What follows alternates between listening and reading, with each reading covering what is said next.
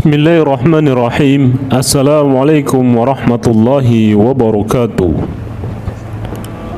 Pada kesempatan kali ini saya akan membahas tentang geopolitik kota Amsar, Kufah, menyasar jantung Imperium Persia.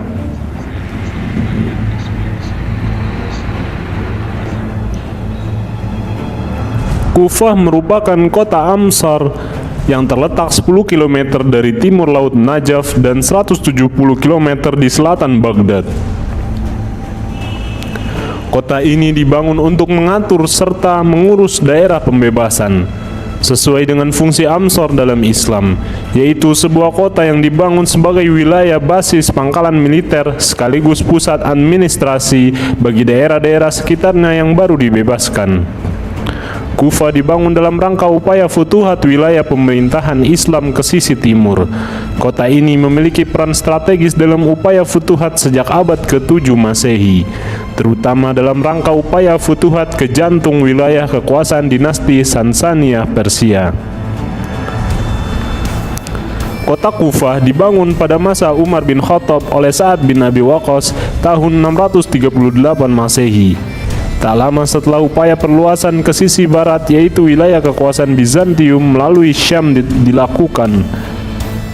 Secara geografis, Kufah terletak di sisi utara kota Basrah dan di sisi selatan kota Baghdad. Kota ini menempati kawasan tepi timur sungai Hindiyeh yang merupakan cabang sungai Efrat. Pada masa dinasti Sasaniyah berkuasa, wilayah ini bagian dari provinsi Suristan dan didiami oleh bangsa Mesopotamia. Wilayah Islam pada masa ini telah mencapai kawasan peradaban Persia di sisi timur dan Mesir hingga sebagian kawasan Afrika Utara di sisi barat. Besaran wilayah kekuasaan ini adalah hasil upaya futuhat yang diwariskan oleh masa kepemimpinan Khulafaur Rasyidin.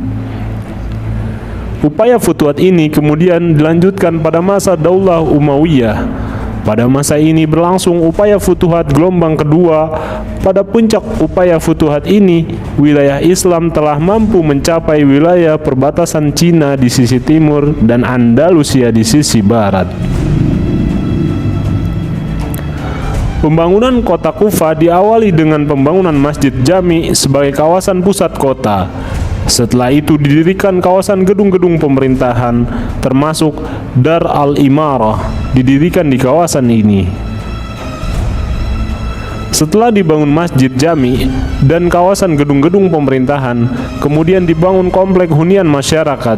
Di kawasan ini dibangun pula sejumlah bangunan yang digunakan untuk basis pangkalan militer dan pusat administrasi. Pada masa Ali bin Abi Thalib, Kufah menjadi lokasi ibu kota pemerintahan Islam. Di bawah Sayyidina Ali bin Abi Thalib, pusat pemerintahan Islam berada di Kufah. Irak yang keluar dari Jazirah Arab di sini, Islam disambut juga sebagai kekuatan pembebas dari penindasan kekaisaran Persia. Ahmad Mansur Suryanegara dalam buku Api Sejarah menjelaskan pemindahan pusat pemerintahan dari Madinah ke Kufah disebabkan beberapa faktor. Berikut faktor-faktornya.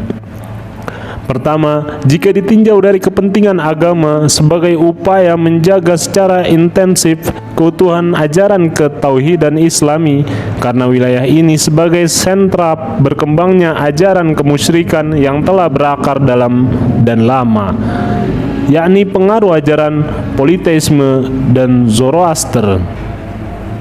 Kedua, secara geopolitik, pemindahan pusat pemerintahan tersebut karena wilayah Irak atau Mesopotamia merupakan bagian dari wilayah yang disebut Fertile Crescent Area, wilayah bulan bintang yang subur di Timur Tengah.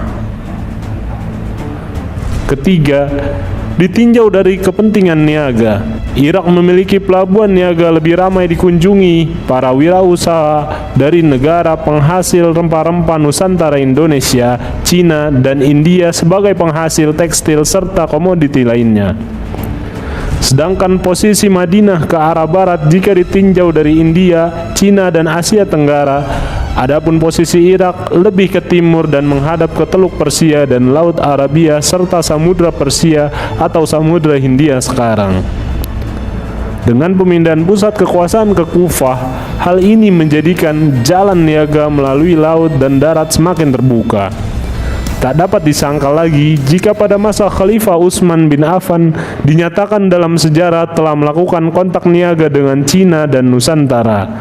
Sedangkan pada masa Sayyidina Ali bin Abi Thalib menjadi lebih ramai hubungan niaga tersebut.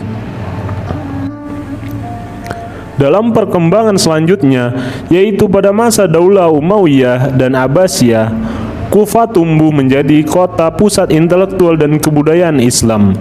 Kufah memiliki gairah kehidupan intelektual yang tinggi, yang sama besarnya dengan Basrah. Setelah Kufah tumbuh dan berkembang, para sahabat Rasul banyak hijrah dan bermukim di kota itu. Beberapa sahabat Rasulullah yang bermukim di Kufah itu antara lain Ibnu Abi Waqqas, Abu Musa, Ali bin Abi Thalib, Abdullah ibnu Mas'ud, Salman, Ammar ibnu Yasir, serta Huzaifah ibnu Yaman. Dalam perjalanannya, Kufah menjadi pusat perkembangan ilmu pengetahuan dan ilmu agama Islam. Pada era itu, Kufah juga menjadi pusat penafsiran Al-Quran. Adalah Abdullah bin Mas'ud yang mengajarkan tafsir serta hadis kepada masyarakat di Kufah.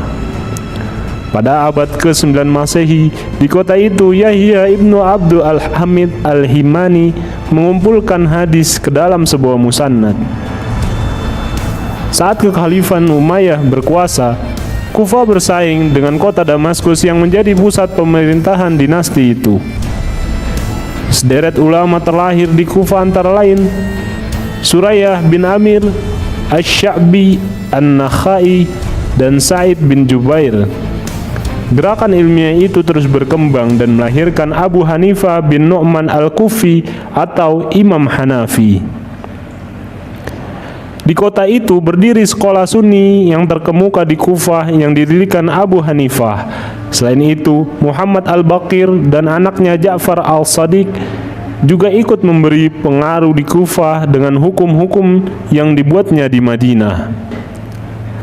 Dalam khazanah peradaban Islam, Kufah juga terkenal dengan tulisan Arab indah yang disebut khat Kufi. Salah seorang sarjana muslim yang mengembangkan tulisan indah Kufi itu adalah Al-Qalqasandi. Khat Kufi merupakan turunan dari 4 tulisan Arab sebelum Islam, yakni Al-Hirri, Al-Anbari, Al-Makki, dan Al-Madani. Penamaan Kufik pertama kali diungkapkan Ibnu An-Nadim dalam kitab Al-Fihris. Demikian Kufah menjadi salah satu kota terawal dalam perkembangan kota-kota Islam. Kota ini pada masa awal dibangun sebagai kota Amsar. Kufah berperan besar dalam upaya futuhat Islam, di mana wilayah Islam mencapai batas-batas terjauh baik di sisi timur maupun di sisi barat. Wassalamualaikum warahmatullahi wabarakatuh.